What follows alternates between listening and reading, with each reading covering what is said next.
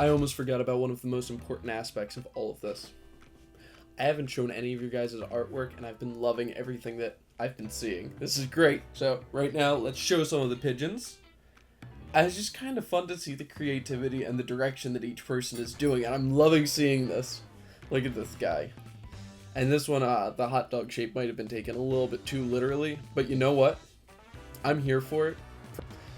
And some of the other pigeons, I was just scared to show that were drawn by my brother Dan. So,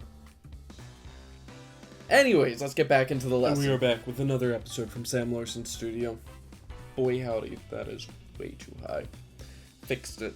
This thing is just getting in the way. Anyways, today's lesson we're talking about the practical application of some of these different elements. How do we use these cartooning elements that we've gone over to draw other characters? In other words, do these rules apply to anything else? Or is it just something I made up for the fun of it, for the whimsy of it, and just to shake things up a little bit?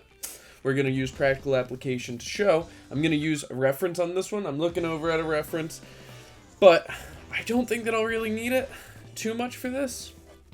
Now, this is one of my all-time favorite characters. His name is Popeye, and he uses all of these kinds of rules, okay? So right off, we've got a circle as the base of the head, alright?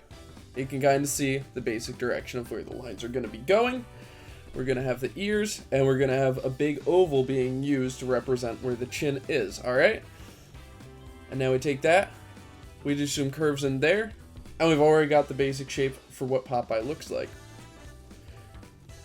Bam, check it out. We're basically there. And I gotta remember, he's got one closed eye. That's why he's called Popeye. There are a couple times that I've seen it where he has one eye open. Those ones are bootlegs. Just to clear the air on that. Alright, and then we need to make sure we've got the pipe sticking out.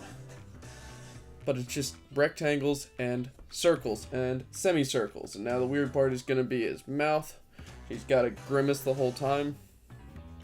We're going to do a little circle on the end there.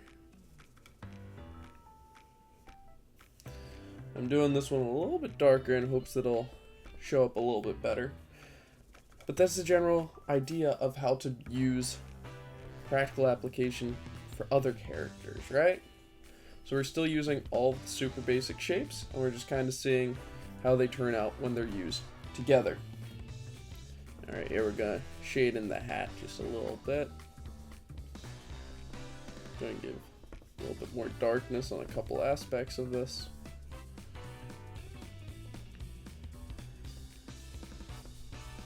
We're going to try to make it so the mouth is a little bit more defined. Basically it. You can follow the rest of the model if you want to look up a picture of Popeye and see if you can break him down into basic shapes. You absolutely can. Because he is a wonderful character to draw. Look at that. You're just doing a series of rectangles. You basically have him there. Of course, you need to get the arms in there. There we go. Anyways, thank you so much for joining, and we'll have another lesson soon. Thanks for being a part of it.